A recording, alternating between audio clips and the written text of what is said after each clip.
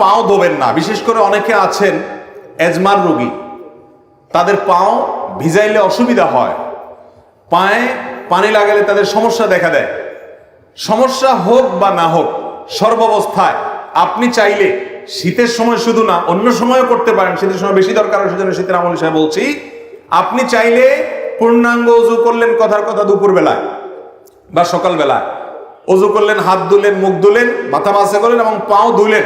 পাও ধোয়ার পর অর্থাৎ পূর্ণাঙ্গ অজু করার পর অজু অবস্থায় যদি আপনি মোজা পরেন এবং মোজাটা যদি চামড়ার হয়, চামড়া মোজা হলে সর্বসম্মতিক্রমে মাসা হয়ে যাবে। কাপড়ের মোজা হলে মাসা হবে কিনা ইখতিলাফ আছে। তবে আমাদের আজকাল যেসব মোজা পাওয়া যায় একেবারে পাতলা, পরলে পার ভিতরে ফাঁকা দেখা যায়, এটা পরে নর্মালি হাঁটা যায় না অনেক দূর পর্যন্ত, এগুলো তো মাসা হওয়ার কোনো সুযোগ নেই। তো যাই হোক, আপনি যদি অজু করার পর এরকম মোজা পরেন, তাহলে সেক্ষেত্রে সেই মোজা পরা অবস্থায় আপনার বাড়িতে অবস্থান থাকাকালীন করলে 24 ঘন্টার মধ্যে ওই মোজা খোলা ছাড়া আপনি অজু করতে পারবেন। কিভাবে? আপনি হাত ধুলেন, মুখ ধুলেন, মাথা মাসে করলেন, পা ধোয়ার সময় আসলে আপনি ভিজা হাত দিয়া পায়ের উপরে, তলায় না, উপরে এরকম করে একটা টান দিলেন ডান পায়ে, আবার আরেক হাত ভিজায়া বাম পায়ে আরেকরকম একটা টান দিলেন, বা ভিজা হাত দিয়া দোনো পাও আপনি টান দিলেন। তো এইভাবে মাসাহ করার মাধ্যমে পাও ধোয়ার কাজ হয়ে যায়। এবং এটি আহলুস সুন্নাহ জামাতের গুরুত্বপূর্ণ একটা আকীদা, যে তারা আহলুস সুন্নাহ জামাতের সকলেই মাসাল হুফাইন বা মুজার উপরে মাসাহ করাকে জায়েজ মনে করে। নবী করিম সাল্লাল্লাহু আলাইহি সাল্লাম মাসাহ করেছেন, আলী রাদিয়াল্লাহু তাআলা আনহুকে নির্দেশ করেছেন, বিধায় মুজার উপরে মাসাহ করলে সওয়াব কোনো কম হবে। আমাদের সমাজে কেউ মোজার উপরে মাসা করলে অনেক মুরব্বীরাও বলে যে বাবা এই বয়সে তোমরা মোজা ধরছো, হ্যাঁ এখন তো সাহস করো পাও ধো। না ভাই, মোজার উপরে মাসা করলে সওয়াব একটুও কম হবে না। তো শীতের মৌসুম বিশেষ করে মোজার উপরে মাসা করা আমলটি করা যেতে পারে। অনেক মুরব্বী আছেন, অনেক অসুস্থ মানুষ আছে, এজমার রোগী আছে, কষ্ট হয়, তারপরও সে মোজার উপরে মাসা করে না, না জানার কারণে। তো ভাইরা আমার, মোজার উপরে মাসা করা যায় চাইলে, অন্য সময়ও করা যায়, শীতের সময় বেশি দরকার, সেজন্য এটা শীতের মাসালা হিসেবে বললাম। নাম্বার 3, একটা গুরুত্বপূর্ণ মাসআলা হলো, শীত যখন তীব্র হয়, অনেক আপনার হাড় কাঁপানো শীত যখন শুরু হয়, দেখবেন যে গ্রামে শহরে, বিশেষ করে গ্রামে বেশি দেখা যায়, অনেকে চাদর মুড়ি দিয়ে নামাজ পড়েন।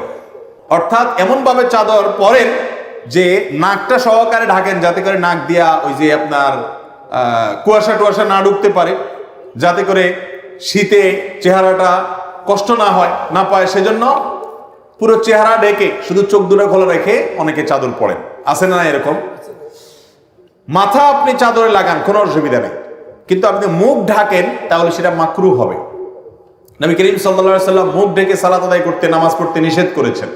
অতএব শীতের সময় এই মাসআলাটা না জানার কারণে আমাদের অনেক ভাইরা আছেন যে এরকম পুরাটা মুড়ি দিয়ে নামাজ পড়েন।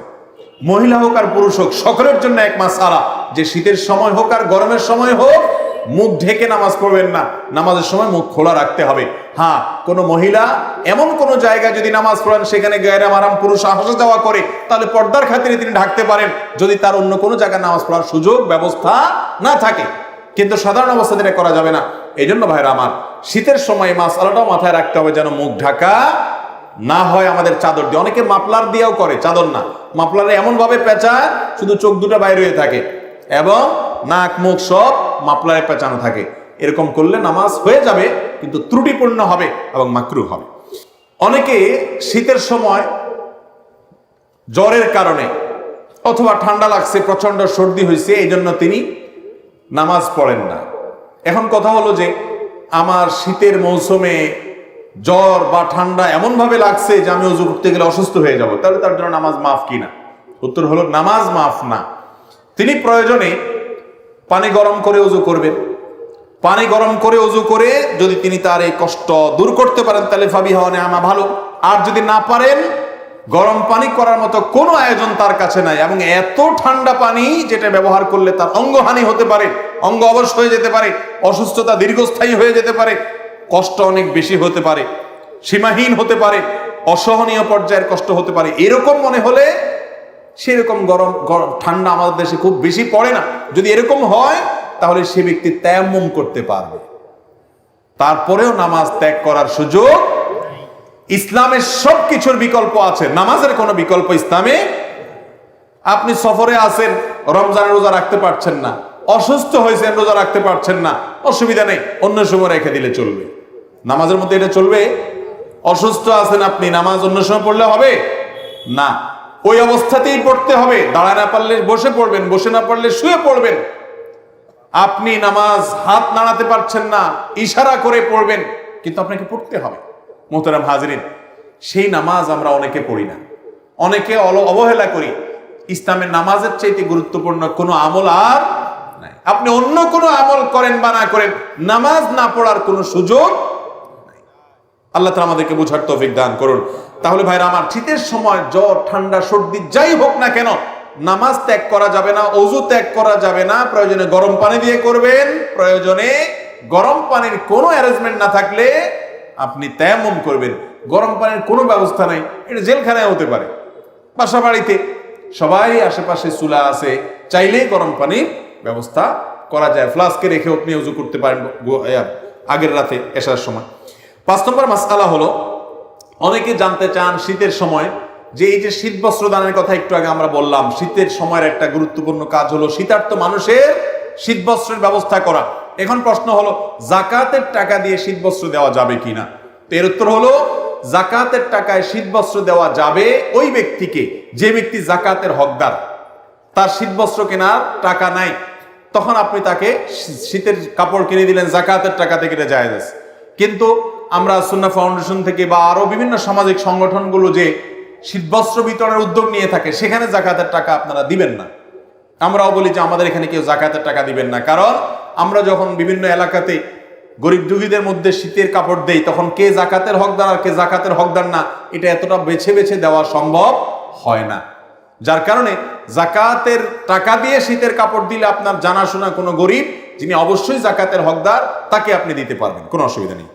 নাম্বার 6, একটা গুরুত্বপূর্ণ মাসআলা হলো, শীতের সময় অনেকে দেখা গেল ধরুন শুধু চাদর গায়ে দিয়ে নামাজ পড়ছেন, তো চাদরের ভিতরেই হাতটা থাকে, হাত উঠানো, হাত বাঁধা, এই মুভমেন্ট করা, এই সবগুলো চাদরের ভিতরে করা, কারণ বাইরে করলে শীত লাগে।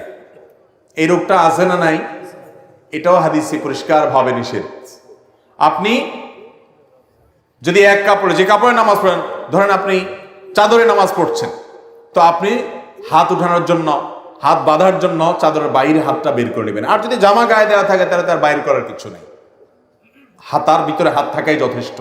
কিন্তু চাদরের ভিতরে যদি আপনি নামাজ পড়েন বা আপনি বড় কোনো কাপড়ে নামাজ পড়েন, তাহলে সেক্ষেত্রে শীতের জন্য ভিতরে ভিতরে আপনি সেরে ফেললেন, হাতটার বাইর করলেন না, নামাজ হয়ে যাবে, কিন্তু এটা মাকরু এবং অনুচিত কাজ।